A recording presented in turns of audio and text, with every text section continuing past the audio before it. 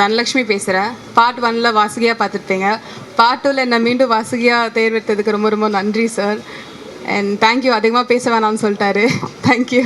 இந்த கதாபாத்திரம் ஏற்று நடிப்பதில் நான் மிக்க மகிழ்ச்சி அடைகிறேன், பெருமைப்படுகிறேன். எனக்கு இந்த வாய்ப்பை கொடுத்த மரியாதைக்குரிய ஐயா ஏஜே பாலகிருஷ்ணன் அவர்களுக்கு நன்றி தெரிவித்துக் கொள்கிறேன். நன்றி. வள்ளுவரை பற்றி யார் வேணா என்ன பேசலாம், ஆனால் வள்ளுவருக்கு உலகம் பூரா சிலை வைத்து வள்ளுவருக்கு பெரிய விழாக்களை நடத்தி வள்ளுவர் பெருமையை பேசி நடமாடும் வள்ளுவராக வாழ்ந்து கொண்டிருப்பவர் அண்ணாச்சி வி.ஜி. சந்தோஷனாச்சி அவர்கள். அதை யாரும் மறக்க முடியாது, யாராவது மறக்க முடியாது.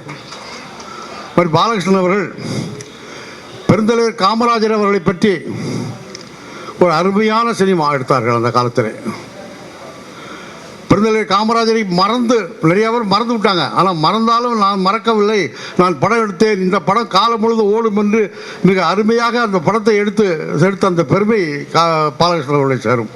அதுபோன்று இந்த சமுதாயத்துக்கு எது தேவையோ அதை மட்டும் அவர்கள் செய்து கொண்டிருக்கின்றார்கள்.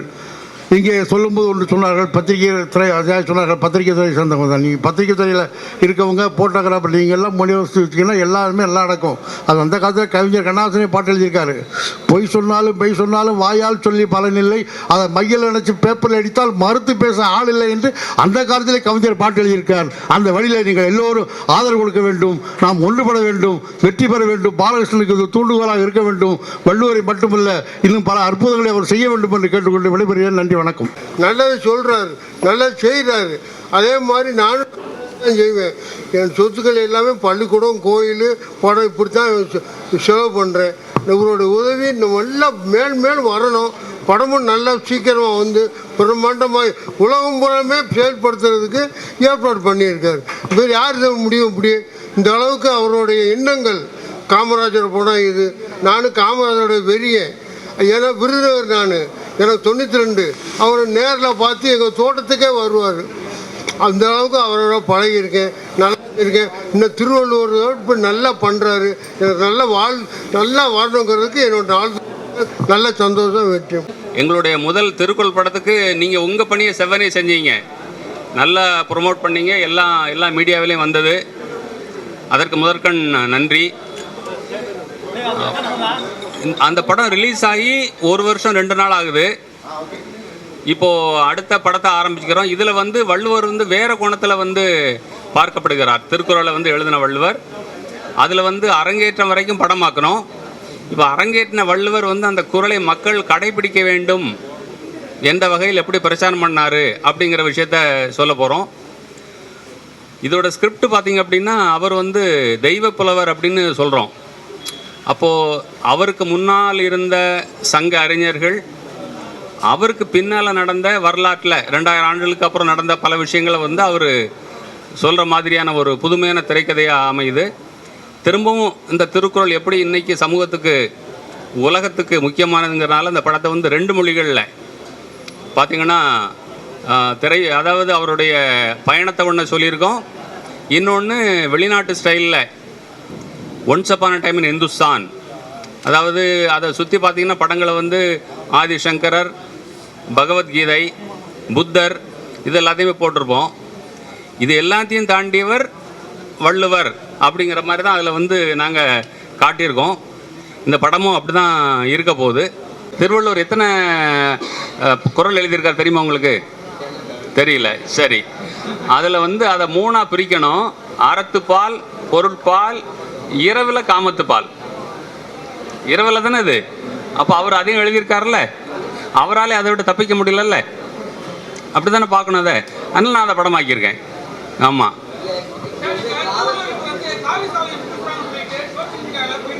ஆமாம், காவிய எங்க அவங்க சொன்னால் சொல்லிட்டு போகிறாங்க. சொல்கிறவன் யார்? அவனுக்கு நான் ஏன் காட்ட போகிறேன்? அந்த படத்திலே காட்டலையே. நீங்கள் கண்ணாடி போடுங்க. பிஆர்ஓ அவருக்கு ஒரு கண்ணாடி வாங்கி கொடுங்க. கண்ணு தெரியல பாவம் பையன் பிள்ளைக்கு. ஆமாம், அவர் எப்போவுமே நாங்கள் காவி போட மாட்டோம். நாங்கள் அவர் காந்தி வழி வந்தவர், கோட்ஸே வழி வந்தவர் அல்ல. சொல்லுங்கள், என்ன கேள்வியிலே காணோம்?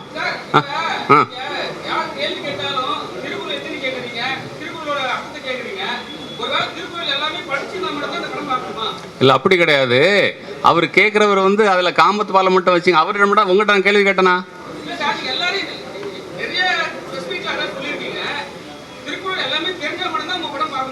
இல்லை, தெரியாதவன் பார்க்கணும். அதுக்கு தான் படம் எடுக்கிறோம். அவர் குறிப்பாக கேட்டார், ஏன் காமத்து பாலை வச்சுருக்கீங்க அப்படின்னுட்டு. வள்ளுவரே தவிர்க்க முடியாதது காமம். நான் அதான் பார்க்குறேன். என்ன இவர் வந்து அறம் சொல்கிறவர், பொருள் சொல்கிறவர், இவர் ஏன் 250 பாட்டை வந்து காமத்துக்கு எழுதினார் அப்படின்னா அவரே அதால் தவிர்க்க முடியல. அதனால தான் அதை பற்றி சொல்லியிருக்கேன். அதனால தான் அவர்கிட்ட சொன்னேன், எல்லாரும் குறளை வந்து கடைபிடிக்க வேண்டும். படிக்கிறது மனப்பாடம் பண்ணுறதுக்கு தேவையில்லை குறள். அதான் நெட்ட தட்டம் வரப்போகுது, அதன்படி நடக்க வேண்டும். நான் கிட்டத்தட்ட 50% நடக்கிறேன். ஆமாம். அடுத்து சரி,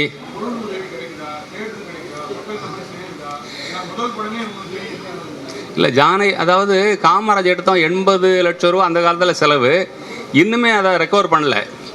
சொல்லப்போனால் நான் வந்து எனக்கு வந்து இப்போ ஐயா உதவி பண்ணாங்க, வேட்டி வேந்தர் உதவி பண்ணாங்க, டிவிஎஸ் உதவி பண்ணாங்க.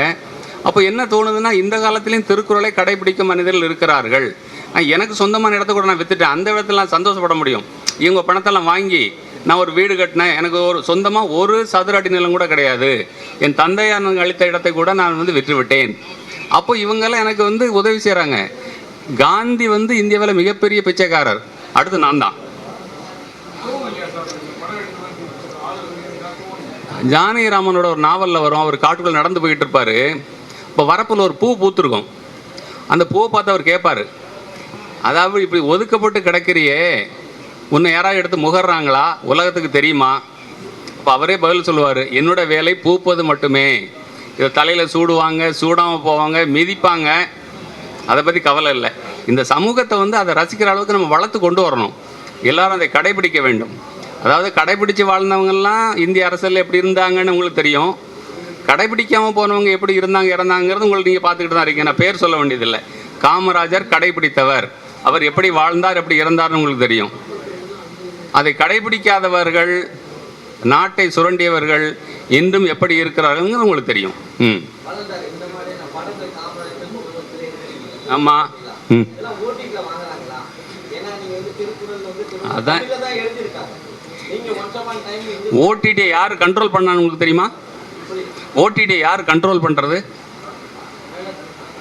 மார்வாடிகள் கண்ட்ரோல் பண்ணுறாங்க மோஸ்ட்லி. மார்வாடிகள் என்ன பண்ணுவாங்க? வட்டிக்கு விடுறவங்க, அப்படி தானே? அதாவது தமிழன் படம் எடுத்து நஷ்டம் அடைகிறான், மார்வாடிகள் படம் வாங்கி லாபம் அடைகிறார்கள். நஷ்டம் தமிழ் மக்களுக்கு, லாபம் வட இந்தியர்களுக்கு. அவனுக்கு எந்த படத்தில் நஷ்டம் கிடையாது. ஆமாம். அதுக்காக வந்து நம்ம பணியை செய்யாமல் இருக்க முடியாது. வள்ளுவர் வந்து இதெல்லாம் வந்து ஒரு குறளும் கடைபிடிக்கலைங்கிறதுக்கு அவர் எழுதாமல் இருந்தாரா? நம்ம வள்ளுவர்களுக்கு உயர வேண்டும். நம்ம வேலையை நம்ம செய்யணும், அவ்வளோதான். ஆமாம். ஜியு போப்னு ஒரு ஆள் இருந்தார். அவர் வந்து அதை எழுதி இங்கே வந்து வாழ்ந்து அங்கே கொண்டு வந்து இன்றைக்கி ஒரு வார்த்தைக்கு அர்த்தம் கண்டுபிடிக்கிறதுக்கு வந்து 2 நாள் ஆகும். அவர் 100 வருஷம் முன்னாடியே மொழிபெயர்த்து வெளிநாட்டுக்கு கொண்டு போனார். அதனால் அதை கொண்டு போகிறோம்.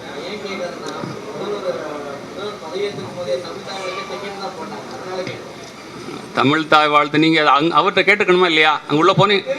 இல்லை உள்ளே விட்டாங்களா அவங்கள? இல்லை உள்ள விட்டாங்களா? இங்கே எங்க நான் என்னை பற்றி மட்டும்தாங்க பேச முடியும். பதவியில் இருக்கிறவங்க எவ்வளோ காம்ப்ரமைஸ் பண்ண வேண்டியிருக்கும். என்ன வள்ளுவரை பற்றி பிரச்சாரம் பண்ணுறவங்க அந்த வழியில் இருக்காங்க. இன்றைக்கி இப்போ கோட்டை உங்களால் போக முடியுதா? எங்கள் ஆட்களை போக முடியாத அப்படி இருக்குன்னு சொல்லிட்டு வந்தாங்க. இதை நீங்கள் போடணும்னா போடுங்க. ஆமாம், இரும்பு கோட்டை இரும்பு கோட்டையாக இருக்கிறது.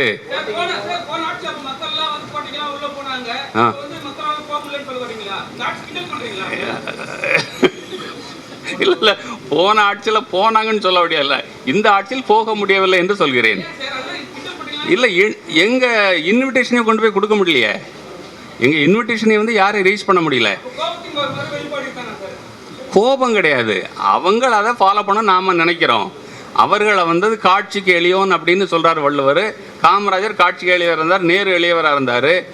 அதாவது ஜெய் கிஷான் ஜெய் ஜவான்னு ஒரு திட்டம் வந்தது 1960களில். பிரதமராக வந்து சாஸ்திரி இருந்தார். என்ன சொன்னார்னா, இந்தியர்கள் வந்து உணவு பற்றாக்குறை இருக்குது, ஒரு வேளை சாப்பாட்டை திறந்துருங்கன்னு சொன்னார். இவர் பிரதமராக இருக்கார், வீட்டுக்கு போகிறாரு, அங்கே வந்து சாப்பாடு வச்சுருக்க அந்த அம்மா, நாட்டு மக்களை சாப்பிடக்கூடாதுன்னு சொல்லியிருக்க, நீ என்ன சாப்பாடு வச்சுருக்குன்னு கேட்டார். இது இந்திய பிரதமர்கள் இருந்த நிலைமை. ஆமாம், இதுக்கு நீங்கள் ஏதாவது கேள்வி கேட்பீங்கன்னு தெரியும், கேளுங்க.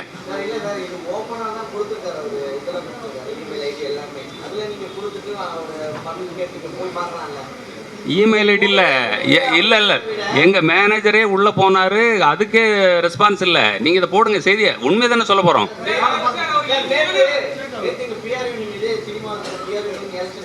சரி, அப்போ எங்களை அவங்க ஆமாம், அப்போ வள்ளுவரால் பார்க்க முடியல. அப்படியே இல்லை, அப்போ வள்ளுவரால் பார்க்க முடியலன்னு எடுத்துக்க வேண்டியதான். அப்படி எடுத்துக்கலாம்ல, கரெக்டா? அப்படியா?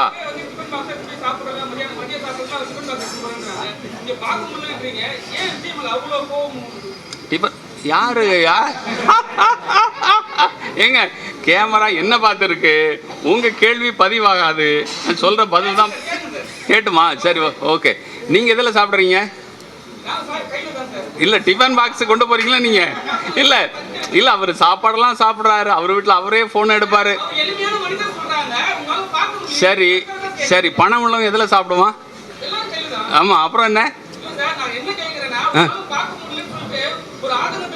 இல்லை, ஆதங்கம் இல்லை. என்ன மேனேஜர் அண்ணே, எங்கண்ணே இருக்கீங்க அண்ணே? ஆமாம், இவர் தான் போயிட்டு வந்தார்.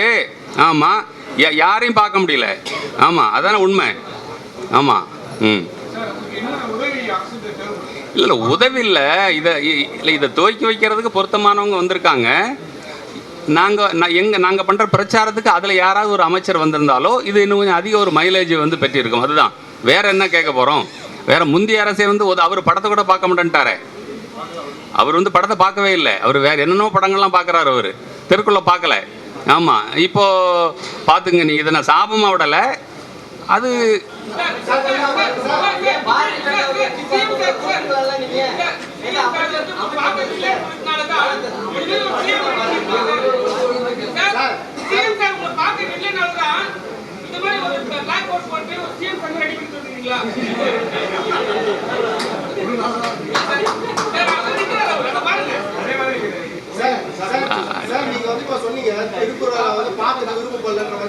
யார் விருப்பப்படல?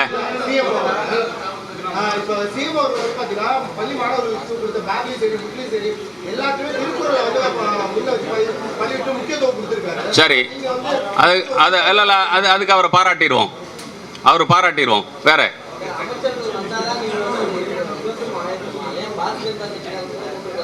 நான் இப்போ தான் சொன்னேன், வந்து காந்தி வந்து வள்ளுவரோட பிரதிநிதி, கோட்ஸே வந்து ஆர்எஸ்ஓட பிரதிநிதி. ஆர்எஸ்எஸோட வழித்தோன்றல்கள் வந்து பிஜேபி. நான் பிஜேபியை கூப்பிட்டு வந்து நான் வந்து ப்ரெஸ் நடத்த